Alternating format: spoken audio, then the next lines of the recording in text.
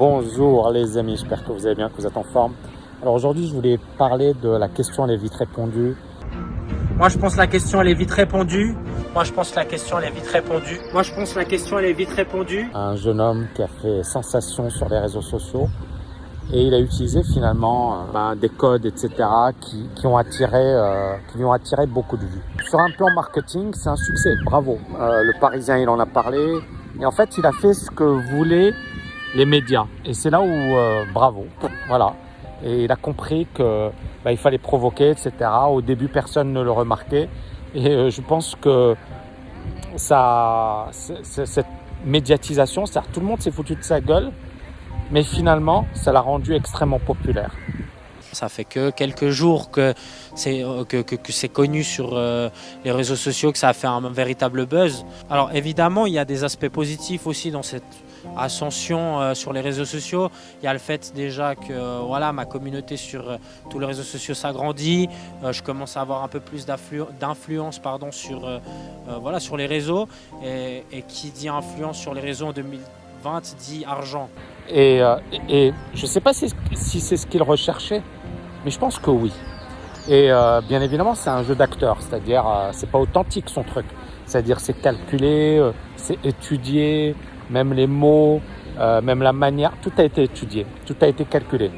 Et j'ai vu quelques vidéos et je me suis dit il a super bien joué son coup. C'est un super bon acteur. Après, c'est pourquoi il a joué son coup. Donc ça, c'est le deuxième dimension. Il a joué son coup justement pour faire de la pub pour son truc. La grande question, c'est qu'est-ce que vous avez à vendre ? Le secret d'un magicien ne se révèle pas aussi facilement. C'est justement le marketing que moi je ne défends pas.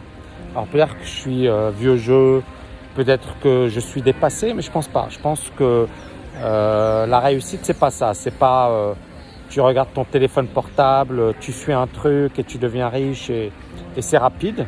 Alors bien sûr qu'il y a des phénomènes, il y a des gens qui deviennent riches rapidement.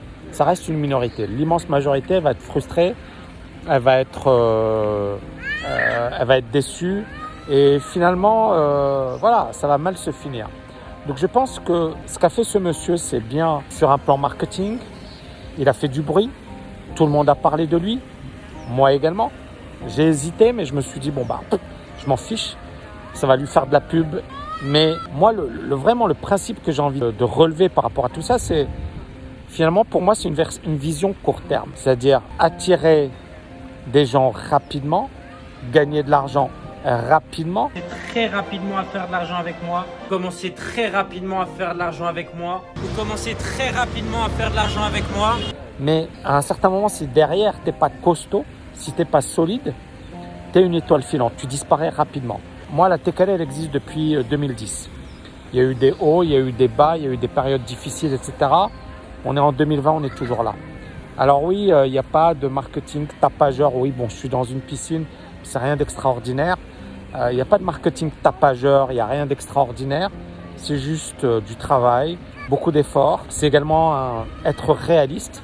Et c'est également comprendre que quelles sont mes compétences, qu'est-ce que je peux promettre à mes étudiants et qu'est-ce que je ne dois surtout pas leur raconter.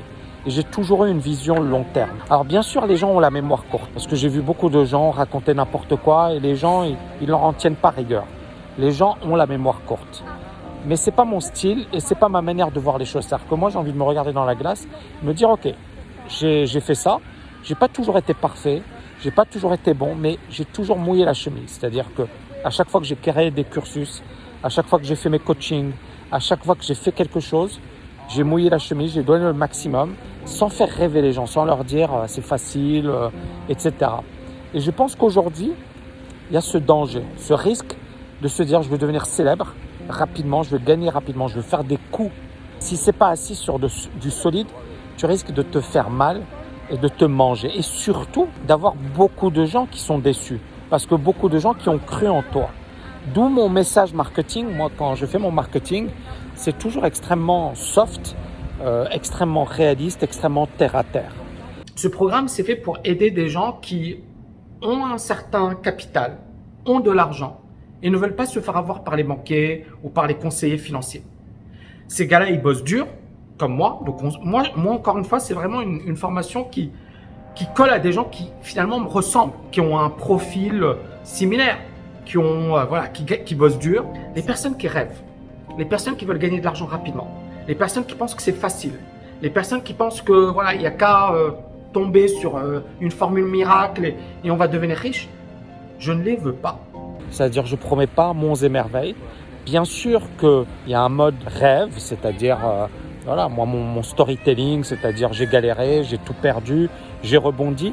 Tout à l'heure, je parlais avec le directeur général d'une grosse maison d'édition parisienne. J'ai été mis en contact avec lui par une autre personne qui me connaissait dans la période d'avant divorce et la période avant galère. Il me connaissait. Il avait vu ma situation, il savait que j'étais super bien et ensuite j'ai tout perdu, j'étais dans la merde.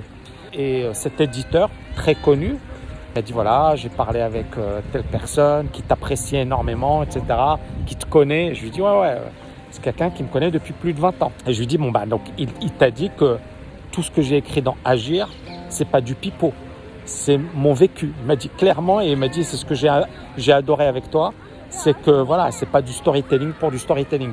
C'est-à-dire les gens ont la mémoire. Et moi, quand j'ai écrit Agir, il y a des gens ils m'ont dit ouais mais c'est n'importe quoi ou t'as jamais galéré. Mais je suis pas con au point d'écrire quelque chose parce que je sais que ma réputation, elle est importante. Je sais que j'ai pas envie de raconter des conneries aux gens et je les fais pas rêver pour les faire rêver. C'est-à-dire, c'est mon histoire dans Agir.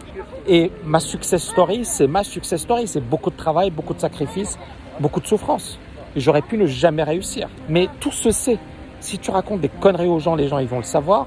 Si tu es un mec bien, on va te taper dessus, c'est pas grave. Mais on pourra pas te taper dessus indéfiniment parce qu'à un certain moment, la vérité, elle va toujours faire surface. Et donc, c'est ça, les amis, c'est soyez droit dans vos bottes, ayez un marketing sincère, honnête, ne racontez pas de conneries et travaillez, quoi. Et moi, c'est ça, est-ce que la question, c'est finalement de faire illusion et de te montrer dans de belles bagnoles de location et de dire, voilà, moi, je suis extra, je suis devenu riche très, très rapidement, etc.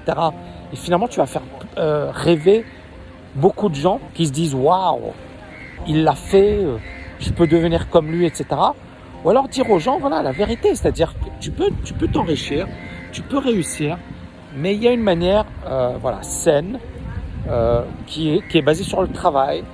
Il faut arrêter de raconter des conneries et il faut avoir une vision long terme. Et moi, c'est la deuxième option que je choisis. Alors bien sûr, c'est une version qui fait moins rêver, qui est moins tape à l'œil, qui est moins tout ce que vous voulez.